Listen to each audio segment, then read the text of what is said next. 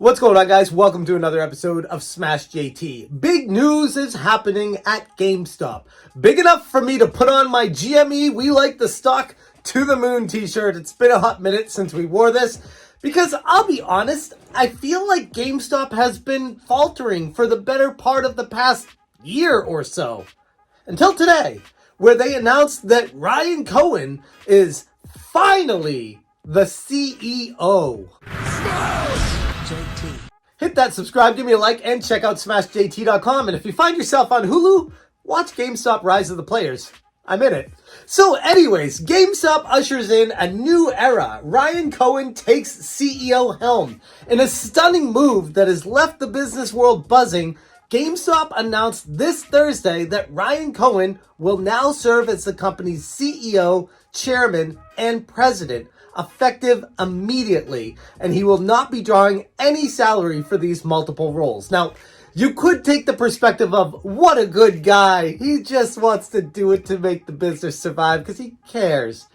He's the largest shareholder of this company, so as GameStop goes, so does his investment. So he has a good reason to care and not take a salary right now. Following the news, GameStop's stock price had soared, up nearly 10%, before falling right back down to where it was after people realized that this is just a title change. Nothing actually has changed tangibly with the business currently. But that doesn't mean that he can't turn things around eventually. The decision to appoint Cohen was unanimous, with Cohen himself abstaining from the vote. Previously serving as executive chairman, he relinquishes that title as he takes on these new responsibilities. The eye-catching aspect in all of this is Cohen's choice was not to receive any financial compensation for his work, as confirmed by the company's press release. And also in his letter to the company that he sent basically right after assuming the CEO role. I'll be straight to the point. It is not sustainable for GameStop to operate a money-losing business. The mission is to operate hyper-efficiency and profitability. Our expense structure must allow us to endure any adverse scenario, whether it's a difficult economy or revenue deceleration from shrinking software. We must be profitable. Our job is to make sure GameStop is here for decades to come. Extreme frugality is required. Every expense of the company must be scrutinized under a microscope and all waste eliminated. The company has no use for delegators and money wasters. I expect everyone to treat the company money like their own and lead by example. He takes a perspective of very authoritative, very, okay, things are changing. We're not going to be kicking back and relaxing based off of the meme stock rise over the past few years. We actually have to tangibly do some work to turn this company around. Because as I've stated in some of my more recent GameStop videos, they haven't been doing so hot. There's been a lot of problems behind the scenes that they haven't been addressing. And I've even reached out to Ryan Cohen on Twitter telling him, these are the things you need to change. These are the steps you need to make to get to a better place, to be a more trusted company, to have people embrace GameStop once again. He continues by stating, prospering in retail means survival. If we survive, we stay in the game. Survival is avoiding the deadly sins that often lead retailers to self-destruct. This is usually a result of the following: buying bad inventory, using leverage, and running expenses too high. By avoiding these self-inflicted mistakes and focusing on the basics, GameStop can be here for a long time. And he's pointing directly at a lot of the poor decisions they've made over the past few years with supply purchases, business directions that didn't work out, poor business hirings, poor direction of the company. He knows exactly what's gone wrong. Now it's time to do what is right. I expect everyone to roll up their sleeves and work hard. I'm not getting paid, so I'm either going down with the ship or turning the company around. I much prefer the latter. It won't be easy. Best of luck to us all. Ryan. It's a very impactful letter because he talks about how serious and dire the circumstances genuinely are there. It's not all roses as it was a couple years ago during the meteoric rise. And a lot of that was because of the meme stock and piling on against the shorts, and it wasn't really getting at the business aspect of GameStop. Nothing really fixed with that during that portion. It was just They got a hell of a lot of money, a big lump sum when they raised funds, and now they've been sitting on it for a while and kind of just burning through some of it. A very small minority. They still have a large lump sum in reserve right now, but they haven't been turning the company around.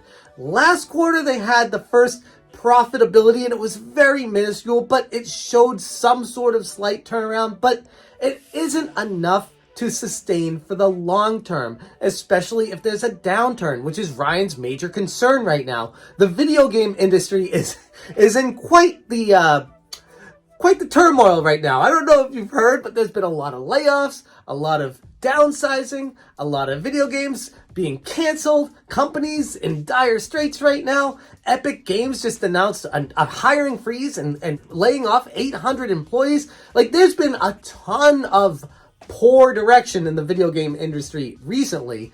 Ryan sees this just like I do, and he wants to make sure that they adjust GameStop's priorities to be profitable in the long run. It may not be tomorrow or next week, but he wants to set them up for success soon. And if you don't even know who Ryan Cohen is, he's the entrepreneur behind the successful online pet retailer Chewy. That's where he made all of his money, and he turned into a billionaire just from that. And then he became an investor in GameStop and got a lot of eyeballs on what he was trying to do. He's kind of like the Elon Musk of the gaming world in a weird way. He gained further prominence as a significant shareholder in GameStop and has often been referred to as the king of meme stocks. His firm, RC Ventures, is the largest shareholder of GameStop, holding a whopping 12.09% as of late June.